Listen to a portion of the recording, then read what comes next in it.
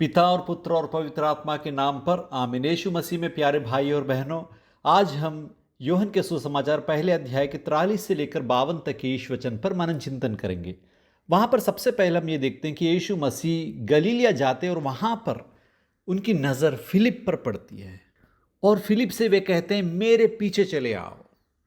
इसे कहते हैं हम बुलावा, वोकेशन, कॉलिंग। यीशु मसीह किसी बात के लिए, किसी कार्य के लिए एक व्यक्ति को बुलाते हैं। उन्हें लोगों की ज़रूरत है। ईश्वर को क्यों मनुष्यों की ज़रूरत है? ऐसे लोगों की जो यीशु मसीह की वाणी सुनकर उनकी इच्छा के अनुसार ईश्वर के नाम की महिमा के लिए काम करने के लिए, ईश्वर के राज्य की स्थापना में लगे रहने के लिए तैयार हों। बिना मनुष्य की सहमति से, उसकी मंजूरी के बिना भी यीशु मसीह सब कुछ कर सकते हैं। वे सर्वशक्तिमान हैं, लेकिन वे ऐसा नहीं करेंगे क्योंकि वे कोई एक जादूगर नहीं हैं। वो इंसान की मंजूरी चाहते हैं, उसका मन चाहते हैं, उसके दिल में बसना चाहते हैं। ईश्वर के राज्य तभी स्थापित हो सकता है जब उस राज्य में रहने के लिए मन रखने वाले लोग वहां पर हों। ऐसे लोग जो ईश्वर को चाहते हैं, ऐसे लोग जो ईश्वर को अपना राजा मानते हैं, अपना पिता मानते हैं और ईश्वर के परिवार का हिस्सा बनना चाहते हैं। और वे लोगों में क्या देखकर उन्हें बुलाते हैं? निर्गमन ग्रंथ के 33वें अध्याय के 19वें वाक्य में ईश्वर के वचन हमसे ये कहते हैं, मैं जिनके प्रति कृपालु हूं उन पर कृपा करूंगा और जिनके प्रति दयालु हूं उन पर दया करूंगा। ईश्वर इंसान को इसीलिए नहीं चुनते कि वो इंसान बहुत महान है, लेकिन ईश्वर अपनी कृपा से, अपनी दया से दूसरों की काबिलियत देखे बिना उसे चुनते हैं। वो उनकी मर्जी है। वो इंसान में ये नहीं देखते कि वो क्या है, लेकिन वो ये देखते हैं कि यदि मैं इसे बुलाऊं तो ये क्या बन सकता है। और फिलिप यीशु मसीह की आवाज सुनते ही उनके पीछे चल पड़ा, सब कुछ त्याग के। और वहां पर यूहन्ना ये भी लिखते हैं 44वें वाक्य में कि फिलिप बेतसाइदा का था, अंद्रेयुस और पेत्रुस के नगर का निवासी था। क्यों संत यूहन्ना ने ऐसा लिखा है? वो इसलिए लिखा है क्योंकि हम देखते हैं पहले ही अध्याय के 35 से लेकर वाक्यों में देखते हैं कि यूहन्ना बपतिस्ता ने अपने 2 शिष्यों को प्रभु के पास भेजा और ये कहा कि देखो ये है ईश्वर का मेमना, उनके पास जाओ, उनके पीछे चले जाओ। और जब वे यीशु मसीह के पीछे जाते तो यीशु मसीह क्या कहते हैं कि तुम आओ और देखो। यूहन्ना के 2 शिष्यों में से एक अंद्रेयस था, वह पेत्रुस का भाई था और वो जाकर अपने भाई पेत्रुस को यीशु मसीह के पास लेकर आता है। फिलिप ने भी अंद्रेयस और पेत्रुस से, जो बेतसाइदा के निवासी थे, उनके द्वारा यीशु मसीह के बारे में सुना होगा। तो यहां पर हम ये देखते हैं कि जो यीशु मसीह को जानते हैं वो अपने आप में उस बात को सीमित नहीं रखते। वे अपने उस अनुभव को अपने दोस्तों में बांटते हैं, उन्हें भी यीशु मसीह के पास लेकर आते हैं।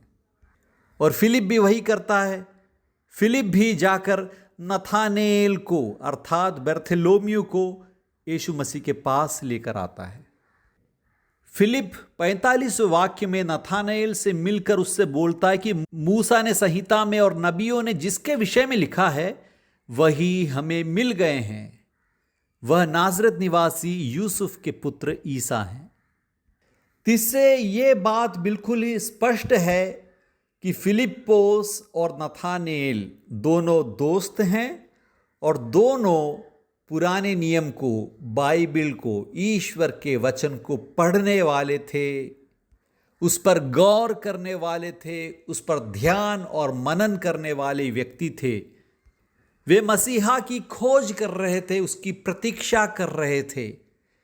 फिलिप्पोस को समझ आ जाता है कि यीशु ही मसीहा हैं जिनकी हमने उम्मीद की थी, और वो यही बात नथानेल से भी समझाता है कि हमारी खोज अब समाप्त हो गई है, हमें वो मिल गए हैं जिसका हमें इंतजार था। लेकिन नथानेल सबसे पहले वो ये पूछता है, ऐसा कैसे हो सकता है? क्या नासरत से कोई भी अच्छी चीज आ सकती है? ऐसा उसने क्यों कहा? ऐसा उसने इसीलिए कहा क्योंकि पुराने नियम में कहीं भी ऐसा नहीं लिखा है कि नासरत से मसीहा आएंगे। मसीहा तो दावीद के नगर बेथलेहम से आएंगे, ऐसा लिखा है पुराने नियम में। मूसा ने अपनी संहिता से सिर्फ इतना कहा है, विधि विवरण ग्रंथ के 18वें अध्याय के 18वें वाक्य में, मैं उनके ही भाइयों में से उनके लिए तुम जैसा एक नबी उत्पन्न करूंगा। मैं अपने शब्द उसके मुख में रखूंगा और उसे जो जो आदेश दूंगा वह तुम्हें वही बताएगा। तो मूसा ने यह कहा था कि तुम्हारे बीच में से प्रभु एक नबी को उत्पन्न करेंगे। और पुराने नियम में बाकी अन्य ग्रंथ में हम ये देखते हैं नबियों के द्वारा कि मसीहा दाऊद के वंश में पैदा होगा।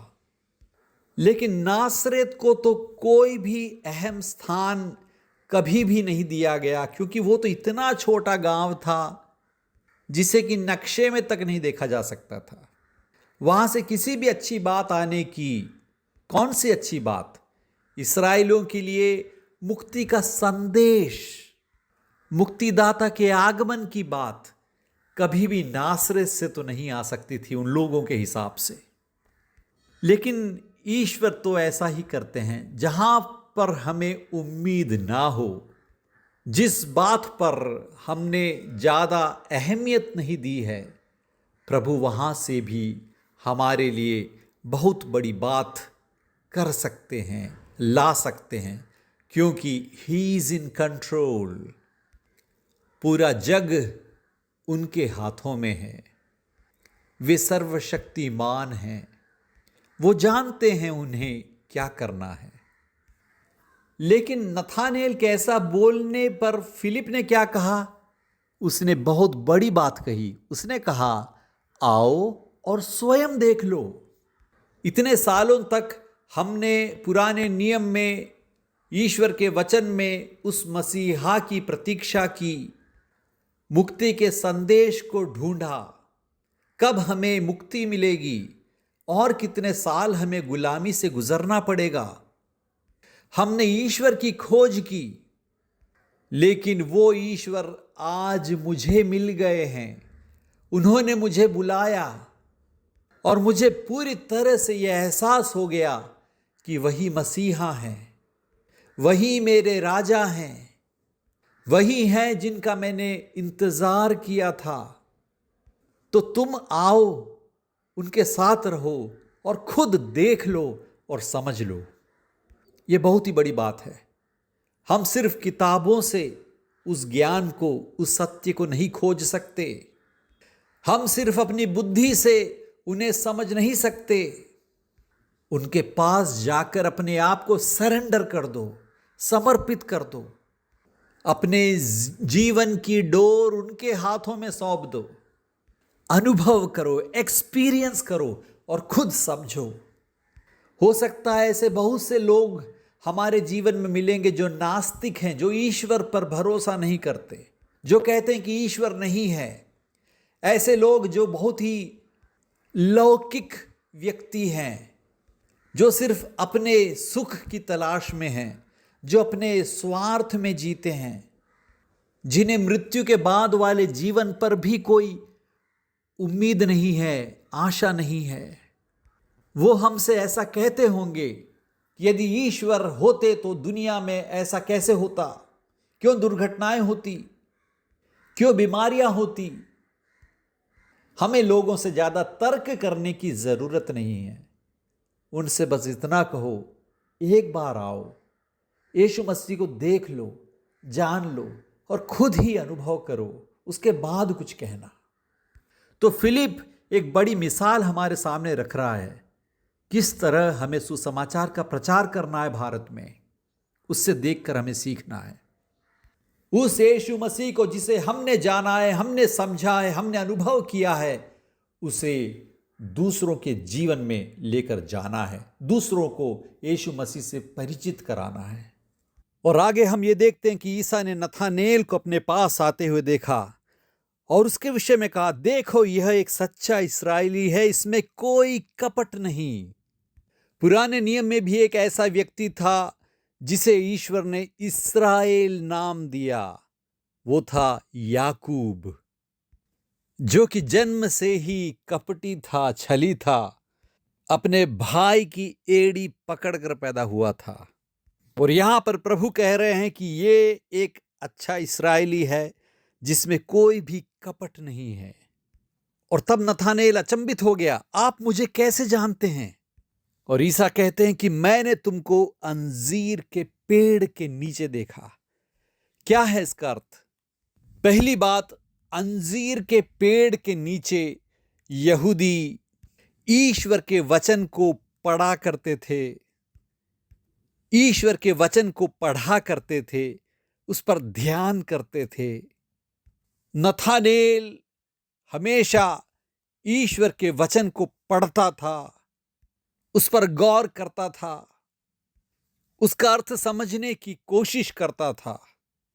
वो ईश्वर को देखने की कोशिश कर रहा था और आज ईश्वर उससे कह रहे हैं कि मैंने तुझे देखा।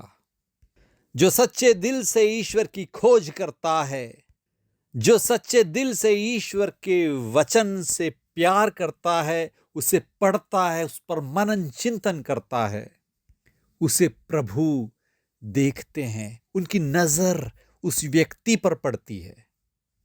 और दूसरी बात, मीका के ग्रंथ 4 अध्याय के 4 वाक्य में हम ये पढ़ते हैं, इस प्रकार सब लोग अपने अपने अंगूर और अंजीर के पेड़ के नीचे शांतिपूर्वक बैठेंगे, क्योंकि विश्व मंडल के प्रभु ने स्वयं यह कहा है।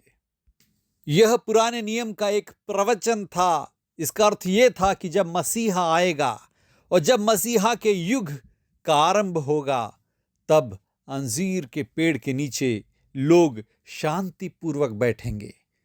तो प्रभु यीशु मसीह नथानेल, जो पुराने नियम को समझता है, ईश्वर के वचन को समझता है, उसे समझाने की कोशिश कर रहे हैं कि देखो मसीहा आ गया है, मसीहा के युग की शुरुआत हो चुकी है और उस युग में मैंने तुझे भी चुना है, तू जो अंजीर के पेड़ के नीचे शांतिपूर्वक बैठा था।